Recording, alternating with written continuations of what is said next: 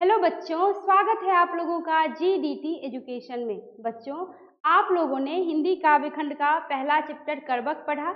आइए उसी करबक से पाठ से रिलेटेड कुछ प्रश्न उत्तर हैं जिसे आप लोग समझिए। जो प्रश्न उत्तर आपको objective type questions with answers के साथ हैं। तो आइए आप लोग प्रश्न और उत्तर को समझिए। आपका पहला क्वेश्चन है, करबक के रचयिता कौन है? बच्चों, आपने पढ़ा था कि करबक के रचयिता है मलिक मोहम्मद जैसी जी। कौन है बच्चों? गुड। अगला क्वेश्चन है, मलिक मोहम्मद जैसी का जन्म कहाँ हुआ था? उत्तर है 1492 ईस्वी। कब बच्चों? 1492। नेक्स्ट है, मलिक मोहम्मद जैसी का निधन कब हुआ था? 1548 ईस्वी। नेक्स्ट, ये भी बच्चों अनुमानता है। अनुमानता का मतलब हो गया कि निश्चित नहीं है कि इतना ही में हुआ था, मतलब अनुमानित किया गया है। नेक्स्ट है, जैसी जी का निवास स्थान कहाँ है? उत्तर हो गया जायस कब्र अमेठी, उत्तर प्रदेश। कहाँ था बच्चों? उत्तर प्रदेश। गुड। नेक्स्ट है, जैसी जी के पिता कौन थे?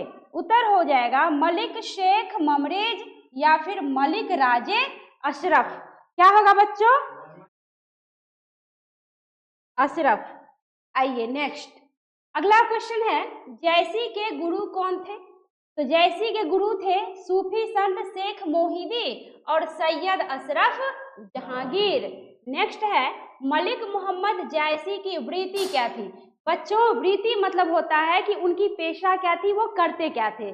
तो बच्चों, उनकी वृत्ति थी कि पहले वो किसानी यानी खेती बाड़ी करते थे, बाद में फकीरी करने लगे क्योंकि उनकी संगति साधु संतों के साथ थी, तो इसलिए वो फकीरी कर रहे थे। और उसके बाद उन्होंने लेखनी का काम क्या किया? प्रारंभ किया, जो अंत तक लेखनी का काम करते रहे। तो इसलिए उत्तर हो गया बच्चों पहला किसानी, दूसरा फकीरी और नेक्स्ट हो गया लेखनी। नेक्स्ट, मलिक मोहम्मद जैसी के रूप के विषय में क्या चर्चा थी? उत्तर है चेचक के कारण रूपहीन तथा बाई आंख और कान से क्या थे बच्चों? वंचित थे बच्चों। और इसी रूपहीनता का एकाक्षता का वर्णन उन्होंने, आप जो करबक का जो भाग 1 है उसमें आप लोगों ने पढ़ा है। अगला क्वेश्चन है, चेचक के कारण मलिक मोहम्मद जैसी की सबसे प्रसिद्ध कृति कौन सी है? तो बच्चों उत्तर है पद्मावत। क्या होगा बच्चों? पद्मावत। याद रखिएगा, ये ज्यादा पूछा जाता है क्योंकि पद्मावत से ही मलिक मोहम्मद जैसी जी को क्या मिली थी बच्चों? प्रसिद्धि मिली थी। नेक्स्ट है, अखरावट किसकी रचना है? उत्तर हो गया मलिक मोहम्मद जैसी जी। नेक्स्ट, मलिक मोहम्मद जैसी का व्यक्तित्व कैसा था?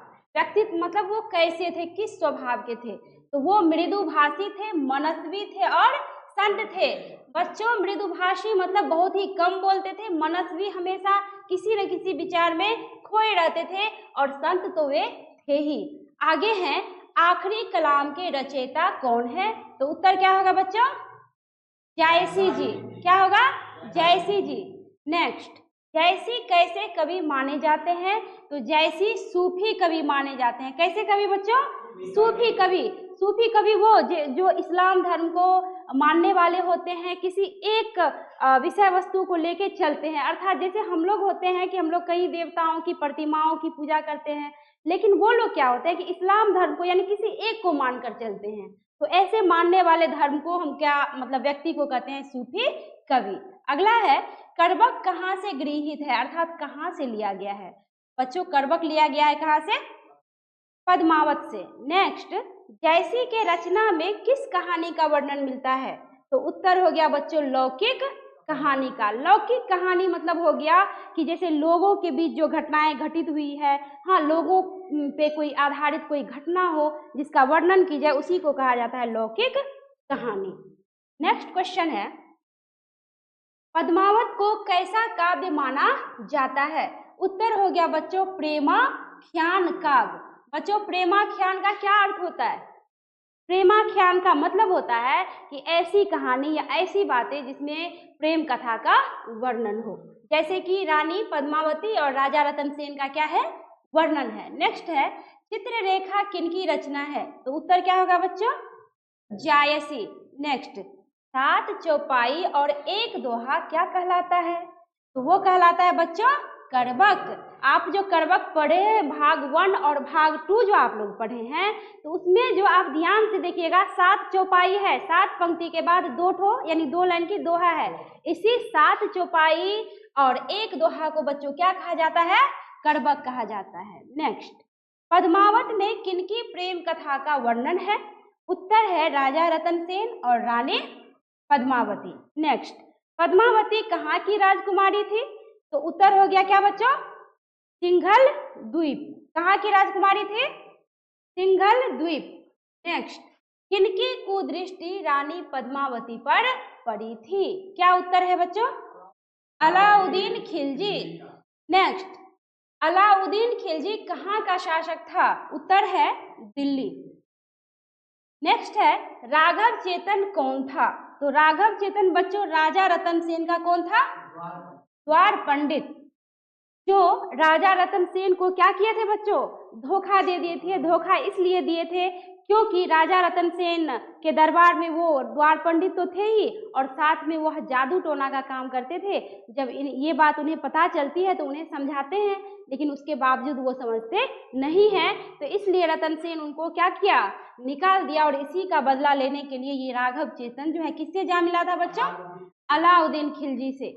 नेक्स्ट क्वेश्चन है, जयसी कैसे कवि माने जाते हैं? तो उत्तर हो गया प्रेम के पीर के कवि। बच्चों प्रेम के पीर के कवि का तात्पर्य हुआ कि ऐसी कहानी या फिर ऐसी काव्य रचना जिसको पढ़ने से या सुनने से प्रेम की पीड़ा लोग स्पष्ट रूप से अनुभव कर सके, उसे कहा जाता है प्रेम के पीर। तो इसलिए इनको प्रेम के पीर के कवि माने जाते हैं। नेक्स्ट है, अलाउद्दीन खिलजी को रानी पद्मावती के बारे में किसने बताया था? यानी पद्मावती के विषय में किसने बताया था? उत्तर क्या होगा बच्चों? राघव चेतन। नेक्स्ट, कवि जयसी ने करबक के पहले भाग में किसका वर्णन किया? तो किसका किया है बच्चों? अपनी एकाक्षता का। ये आप लोगों को पता ही है कि अपनी एकाक्षता का वर्णन किए हैं। एकाक्षता से ये तात्पर्य हुआ कि उनको क्या था? एक आंख और एक कान से वो क्या थे? वंचित थे। तो उन्होंने ये बताया कि मेरे पास एक आंख है या फिर एक कान है, यानी हम काना है तो क्या हुआ, हम किसी से कम नहीं है। उन्होंने कई उपमाओं का सहारा लिया था बच्चों। आगे है, जयसी ने अपनी एकाक्षता का वर्णन किसके सहारे किया है? तो उत्तर क्या होगा बच्चों? कई उपमाओं के सहारे। फॉर एग्जाम्पल, जैसे पहला उपमा उन्होंने किससे किया था? चांद से। किससे किया था? चांद से। उन्होंने कहा था कि चांद भी तो रोशनी देता है, लेकिन ध्यान से देखा जाए तो चांद में भी क्या है?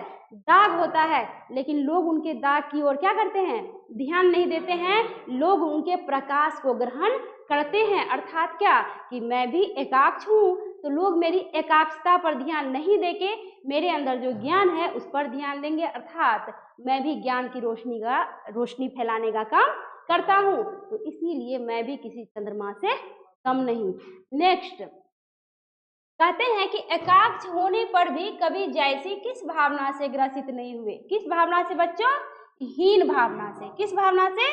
हीन भावना से। नेक्स्ट है, जयसी के किस रचना को पढ़ते ही लोग मुग्ध हो जाते थे? तो उत्तर क्या है बच्चों? काव्य रचना को। यानी इनके रचना में काव्य रचना को पढ़ते ही लोग क्या हो जाते थे? मुग्ध हो जाते थे। नेक्स्ट, कहरानामा के रचयिता कौन है? सिंपल सी बात है, मलिक मोहम्मद जायसी जी। नेक्स्ट क्वेश्चन है, जायसी ने करबक पाठ में स्वयं को किसका अवतार बताया था? बताइए बच्चों। चांद का अवतार बताया था। ये पद नंबर 1 में है या 2 में? 1 में। गुड। ये पद 1 से ये क्वेश्चन लिया गया है।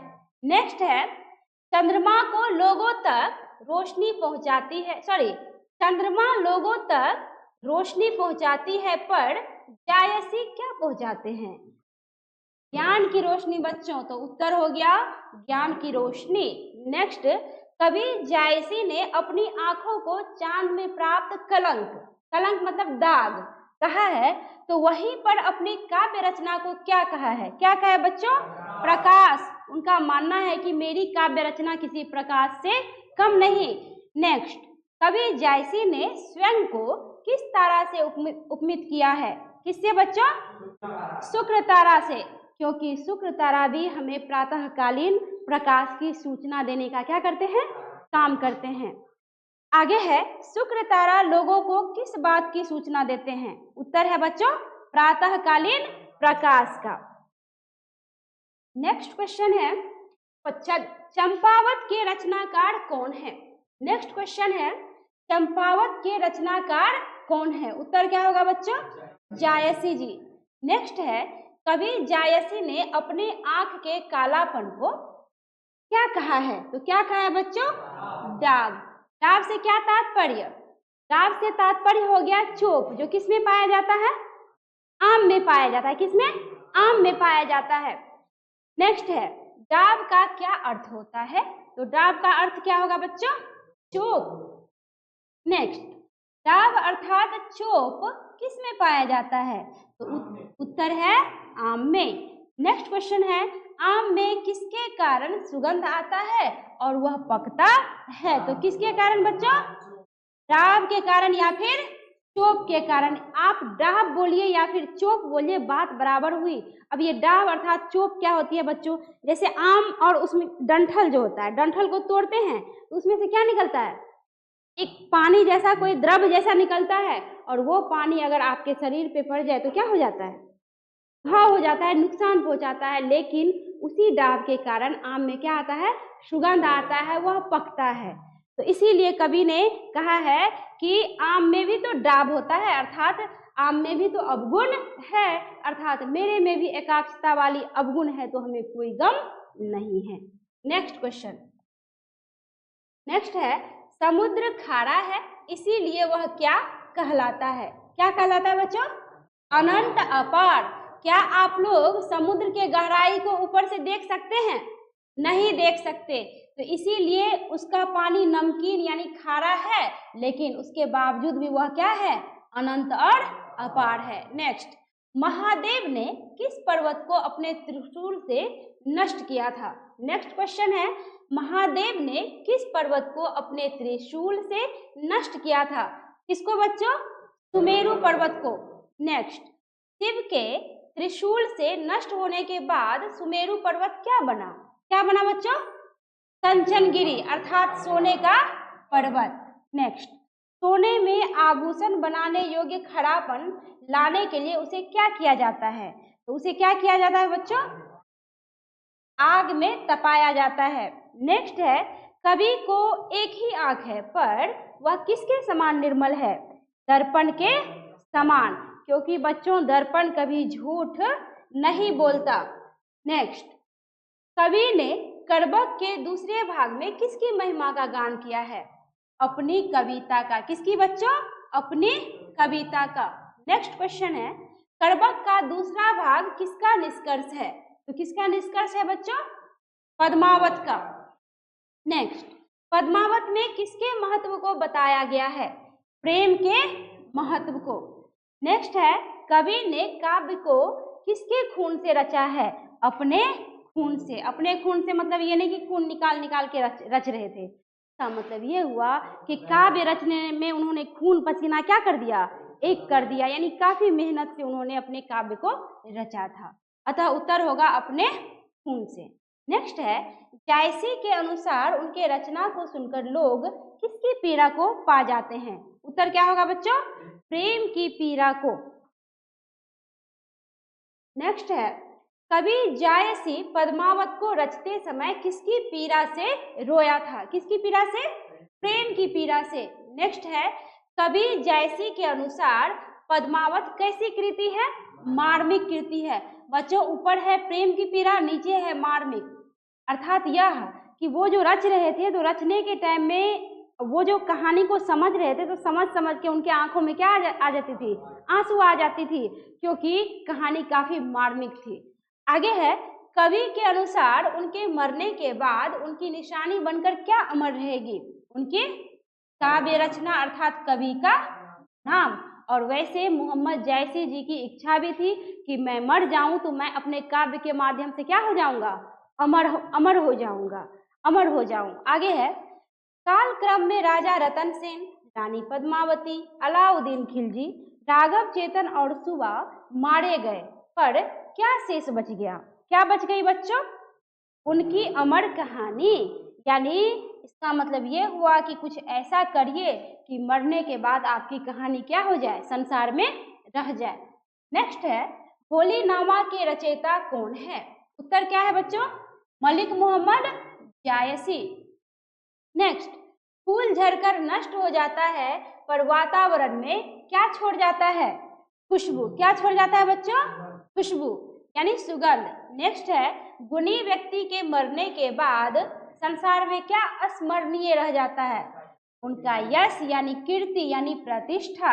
यानी आदमी मर जाते हैं लेकिन अगर कुछ अच्छा कर जाते हैं या कुछ बुरा कर जाते हैं तो उनका यश, उनका अपयश इस संसार में क्या हो जाता है? रह जाता है। आगे है, इतरावत किन की रचना है? उत्तर होगा जायसी जी। नेक्स्ट क्वेश्चन है, काव्य रचना के माध्यम से यशस्वी लोगों का यश कौन बेचते हैं? कवि लोग, अर्थात यशस्वी लोगों का यश बेचने का तात्पर्य हुआ कि यशस्वी लोगों के बारे में वो रचते हैं और रच के वो लोगों तक क्या करते हैं बच्चों? पहुंचाते हैं, जिसको लोग पढ़ के उनके बारे में जानकारी हासिल करते हैं। नेक्स्ट है, यशस्वी लोगों के यश को कौन खरीदते हैं? तो कौन खरीदते हैं बच्चों? रसिक लोग। नेक्स्ट, कवि जायसी की अंतिम इच्छा है कि उनके कृति को पढ़कर लोग उन्हें किस रूप में याद करेंगे? रचनाकार के रूप में या फिर कवि के रूप में। बच्चों, आज का ये क्वेश्चन आपका पूरा हुआ। मैं नेक्स्ट वीडियो में नेक्स्ट चैप्टर लेकर आऊंगी, अर्थात चैप्टर 2 लेकर आऊंगी। अगर आप लोगों को ये प्रश्न उत्तर अच्छे से समझ में आ जाता है तो आप लोग कम से कम वीडियो को लाइक कीजिए। तो मिलती हूँ नेक्स्ट वीडियो में, तब तक के लिए धन्यवाद।